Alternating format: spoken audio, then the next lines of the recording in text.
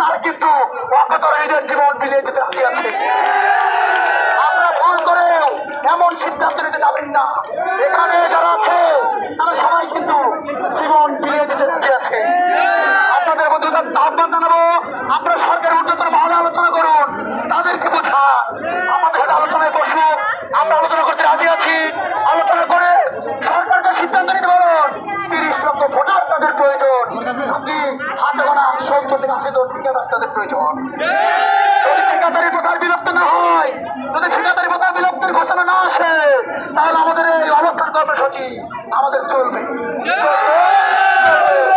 কোন রকম ভুল রেজাল্ট, ওই AK-47 রাইফেল, আপনার ব্রাশ ফায়ার, ওই কারখানার অথবা লাঠি চার্জ করেন না কেন, কাউকে দমানো যাবে না। আপনাদের ভয় ভীতিকে আমরা ভয় পাই না, কারণ আমাদের পেট পিঠ সবই দেয়ালের সাথে লাগানো। আমরা আপনাদের অনুরোধ করবো, আপনার সরকারকে বোঝান, সরকারকে বুঝিয়ে বলেন তারা যেন আমাদের সাথে আলোচনা করে এই ঠিকাদারি প্রথার বিলুপ্ত করে আমাদের দাবিটি মেনে নেয়। যতক্ষণ পর্যন্ত দাবিটি মেনে না নেবে, ততক্ষণ পর্যন্ত আপনি হাজার হাজার মানুষ জীবন দেবে, কিন্তু আমাদের রাস্তা থেকে আপনারা সরাতে পারবেন না। আবু সাইদের মতো, মুগ্ধের মতো আরো হাজার হাজার আবু সাইদ মুগ্ধের জন্ম হবে।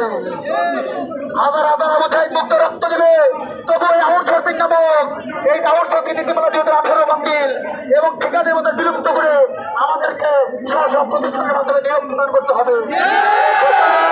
যতক্ষণ পর্যন্ত সরকার পক্ষ থেকে না আসবে, ততক্ষণ পর্যন্ত আমাদের এই শান্তিপূর্ণ অবস্থান কর্মসূচি চলবে। আপনাদের অনুরোধ করবো, প্রিয় ভাইয়েরা, আপনারা আমাদের সাহায্যকারী প্রশাসনের ভাইয়েরা, প্রশাসনের ভাইয়েরাকে ভাইদেরকে উদ্দেশ্য করে বলছি, আপনারা আমাদের সহযোগিতাকারী। আমরা চাই আপনারা আমাদেরকে সার্বিক সহযোগিতা করুন।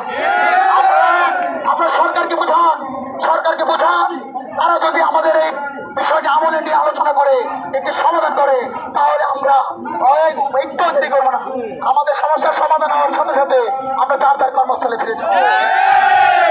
আর যদি আমাদের দাবিটি আলোচনায় না আসে, আপনারা যদি সমাধানের পথ না বেছে নিয়ে আমাদের উপরে অত্যাচার করতে চান, তাহলে ধরে নিব ওই 25 সরকারের সময় যেরকম পুলিশ দ্বারা আমাদেরকে নির্যাতন করা হতো, আজকেও যদি পুলিশ দ্বারা আমরা নির্যাতিত হই, 24-এর চেতনা, 24-এর চেতনা টিকা যেতে পারে না। 24-এর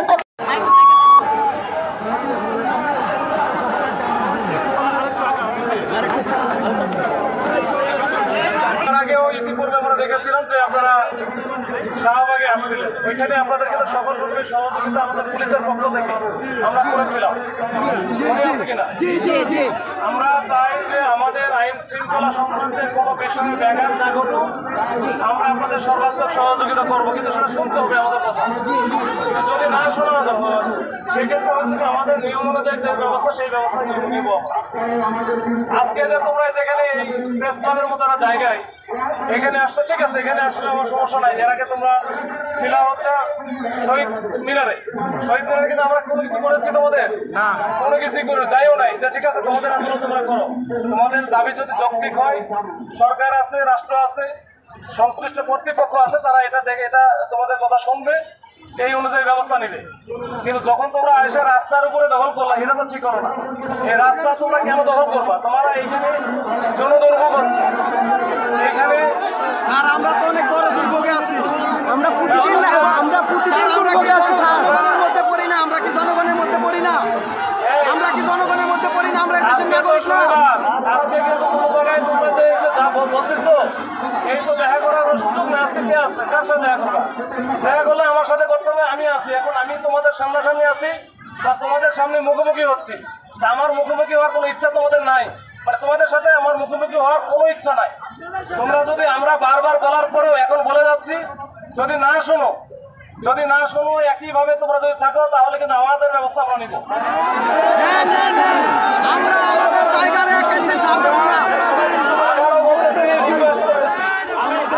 আমি বারবার রিকোয়েস্ট করতেছি, ভাই, যদি তোমরা না শোনো, আজকে তোমরা চলে যাও, কালকে আগামীকাল তো রবিবার, রবিবারে আসো, তোমাদেরকে নিয়ে যে যে জায়গায় যাওয়া লাগে আমরা যাবো। স্যার আমরা রবিবার সোমবার আসি রাস্তার উপরে তো থাকা যাবে না। স্যার আমাদের কথা কেউ শুনতেছে না। আমরা বিগত অনেকবার আন্দোলন করেছি।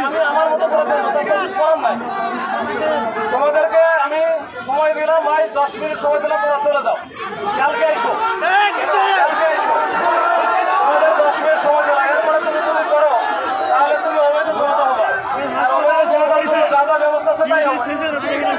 তোমরা চলে যাও, কালকে এসো।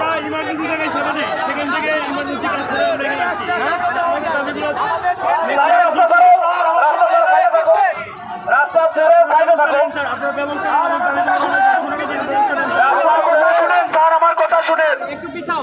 আমরা এই দাঁড়াও, আমি বলতেছি স্যার আমার কথা শুনেন। আপনিও আমাকে শুনতে পাচ্ছেন, আপনাকেও আমি শুনতে পাচ্ছি। আমাদের প্রত্যেকটা জেলা থেকে এই আউটসোর্সিং ভাই বোনেরা প্রকল্প দৈনিক ভিত্তিক যারা আছে আসছে। আমরা তো ইতিমধ্যে দেখেছি পঙ্গু মেডিকেলে যখন আহতরা যে আন্দোলন করলেন রাত 4টা না 3টার দিকে উপদেষ্টারা ছুটে গিয়েছিলেন। আমাদেরকে 6 মাস থেকে ঘোরানো হচ্ছে, যমুনার ভিতরে নিয়ে এটা বলা যায় সেটা বলা যায়। আজকে এখানে এসেও যদি তাদেরকে একটা সমাধান চূড়ান্ত না দিতে পারলেও কি এদের উদ্দেশ্যে উপর মহল থেকে আসে কথা বলা যায় না স্যার? শোনো, আমি তোমারে বলি, বৈষম্য বিরোধী আন্দোলন যাদের উপরে, যাদের রক্ত দিয়ে তুমি বাংলাদেশ দাঁড়ায় বর্তমানে, ওই আউট স্যার তারা ছিল না স্যার। আমরাও ছিলাম স্যার, আমরাও ছিলাম স্যার। আমাদের পেটে ভাত চাই স্যার, আপনি চাইতে বলবেন কোথায় আপনি? শ্রমিক সকলের এখন কেন স্যার শুধু ওই ওই ওই ভূমিকা সবারই আছে, আমারও ছিল। স্যার তাহলে জি স্যার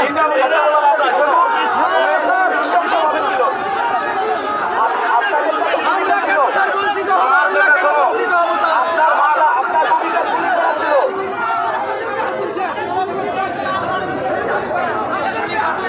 আজকে তো জাতীয় নাগরিক কমিটির যে আমাদের কি মাঝারুল ভাই, তারপরে হচ্ছে আরেকজন আছে, তোমাদের কি বলেছে যে রাস্তার উপরে তারা বলছে, তারা বলছে আমাদের কর্মসূচি কর্মসূচি তুমি পালন করো, তোমার হচ্ছে পাশে যা পালন করো, রাস্তা দল করো কেন? আমাকে তারা আমাদের আরে রাস্তা দল করো কেন সেটা বলো। ওরা কি বলছে? স্যার আমাদের ডাকে কেউ আসে কেউ না, কি বলেছে? আমাদের ডাকে কেউ আসে না কে স্যার। বলছে তোমাকে রাস্তা দল করতে? বৈষম্য বিরোধী ছাত্ররাও স্যার এই রাস্তা দখল করে এই দেশ থেকে এটা রাষ্ট্র চেঞ্জ করতেছো না, না স্যার, এটা তোমার আমরা ব্যক্তিগত, আমাদের- তোমার হচ্ছে স্বার্থ, স্যার, আমাদের এটা রাষ্ট্র চেঞ্জ করতেছে। এই অধিকার তো তোমার দিবেই, এটা তো আলোচনা করো। আলোচনা করে শোনো, আমাদের পেটে ভাত চাই স্যার, আমরা যাওয়ার নতুন রাস্তা নেই আমাদের। আন্দোলন চালাও, একই সাথে আলোচনা করো। তোমরা কোনোটাই করবো না, রাস্তার উপর তারা বাইরে করবো না। স্যার আমাদের প্রথম আন্দোলন না এটা, আমাদের প্রথম আন্দোলন না এটা।